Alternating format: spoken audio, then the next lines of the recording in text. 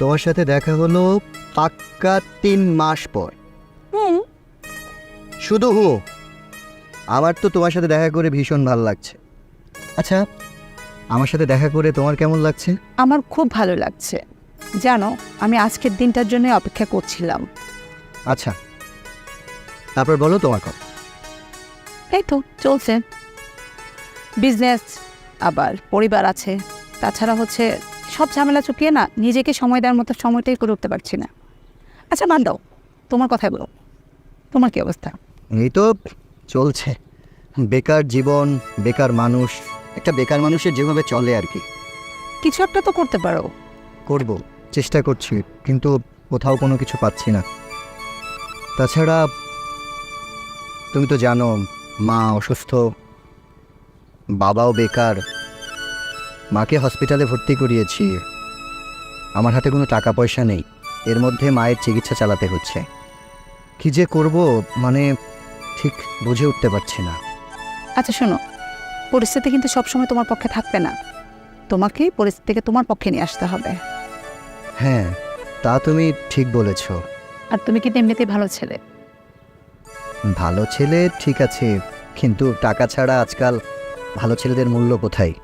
শোনো, চলো উঠি। আচ্ছা, উঠবে? হ্যাঁ আচ্ছা। চলো, আমারও তো উঠতে হবে। ওইদিকে মায়ের ওষুধ কেনার টাকাটা দেখি জোগাড় করে নেব। আচ্ছা চলো। আচ্ছা উঠো।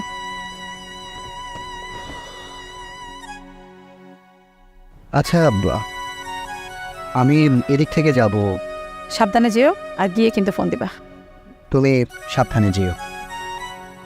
আর রুমাল, শোনো শোনো, আবার কি হলো? যাবার টাকা আছে? মানে যে টাকা আছে, কিছুটা পথ হেঁটে যেয়ে তারপর বাস স্টপ, ওখান থেকে বাসে উঠে চলে যেতে পারবো। এনা। এভাবে আর কত হেল্প করে যাবে? দিন দিন তো ঋণের পাল্লা ভারী হয়ে যাচ্ছে। কিভাবে যে তোমার এই ঋণ আমি শোধ করব? ধুর বোকা, তুমি না হয় ভালোবাসা দিয়ে ঋণ পরিশোধ করবা। ঠিক আছে, সাবধানে যাও, মিস করো। আমিও। বাইস।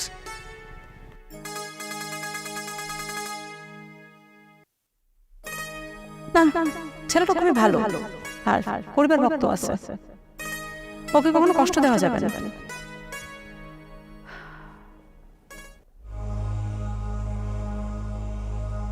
বাহ, এভাবে চললে তো ভালোই হয়। কিসের চাকরি, কিসের কি বিজনেস, সবই আইডিয়া, আর একটু অ্যাক্টিং।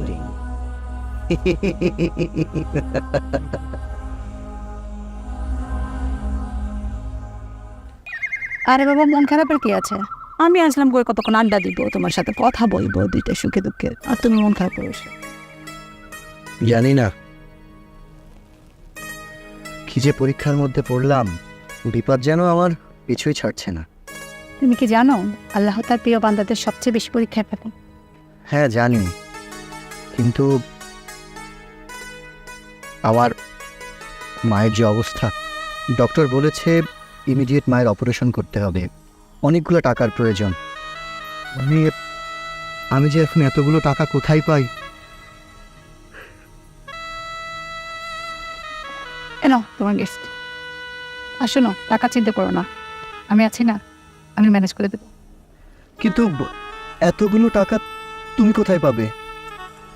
আমার সেভিংস আছে, সেটা ভেঙে আমি। আর শোনো, তোমার মা তো আমারই মা না? তুমি না খুব ভালো একটা মেয়ে। আর এই ভালো মেয়েটাই সবসময় তোমার পাশে থাকবে।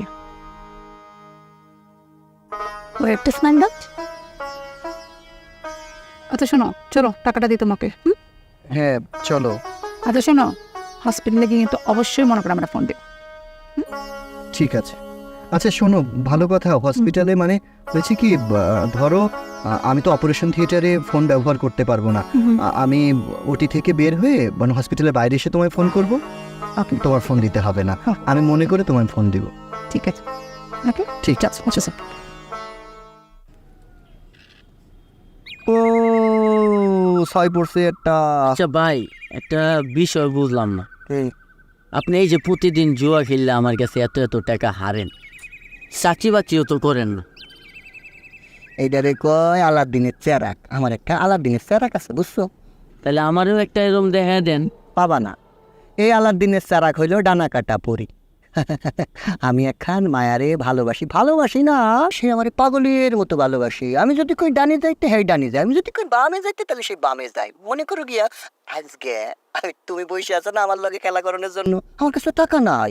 আমি তখন চট করে চিন্তা করছি, আমার গার্লফ্রেন্ডের লগে দেখা করছি, কইরা আমি কইছি জানো আমার মায় অসুস্থ, আমার টাকা লাগবো, আর নাইলে আমার মায়েরে বাঁচাইতে পারব না।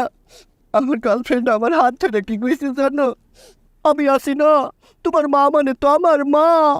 তারপরে আমারে টাকা দিছে, আর কি দিছে দেখবা, কি দিছে ভাই? গিফট।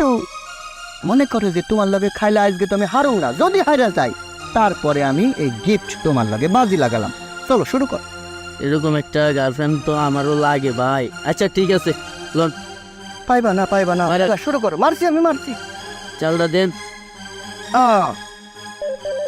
দাঁড়া, ফোন দিছে কে দেয় যে আবার এই অসময় খেলার সময় ফোন দেয়, এ বুঝি না। কেডা ভাই? সোনার হরিণ, এখন ধরা যাবে না, খেলার মুডে আছি। এখন ফোন দিছো কেন? যান পরে ফোন দাও। কাটা দিলাম। এই এ ভাই কলটা ধইরা দেখেন কি কয়। আবার যদি টাকা পয়সা দেয়। সোনার হরিণ বলে কথা, এখন যদি ফোন না ধরি তাহলে পরে তো আমার সব কিছু ফসকে যাবে, হাতছাড়া হয়ে যাবে, এটা নষ্ট হতে দেওয়া যাবে না। আমার আবার একটু ভদ্র ভাষায় কথা বলতে হবে এখন। হ্যালো বাবু, রোমেল, কোথায় তুমি? আমি ওই যে মাকে ওটিতে ঢুকিয়ে আমি হসপিটালের বাইরে বেরিয়ে তোমার সাথে কথা বলছি, কিছু বলবে তুমি? এই জুয়া তোর মা? হ্যাঁ, আরে তুমি বিয়াদব, এই তোর মা? জুয়া তোর মা? আরে বিশেষ করো, আমি সত্যি জুয়া খেলি না, আমি ভালো ছেলে। ডক্টর বলেছে আমার মায়ের অপারেশন করতে তুমি যে টাকা দিয়েছো সেই টাকায় হবে না, আমার আরও টাকা প্রয়োজন। সেই জন্য আমি বাধ্য হয়েছি সেই টাকা দিয়ে জুয়া খেলে আমি ডবল টাকা বানানোর জন্য এখানে এসেছি, বিশ্বাস করো। হারামজাদা, কুলাঙ্গার কোন, আবার মিথ্যা কথা বলো। হ্যাঁ, আজকে তোদের মতো ছেলেদের জন্য সহজ সরল মেয়েগুলো কাউকে বিশ্বাস করতে পারে না। আমি তো কাউকে বিশ্বাস করতেই পারবো না। এটা তোর মা, আজকে তুই সত্যি সত্যি তোর মায়ের কিছু হয়ে যেতে কি করতি তুই? হ্যাঁ, ছি রুমেল, ছি, তোর থেকে আমি এটা আশা করি নাই।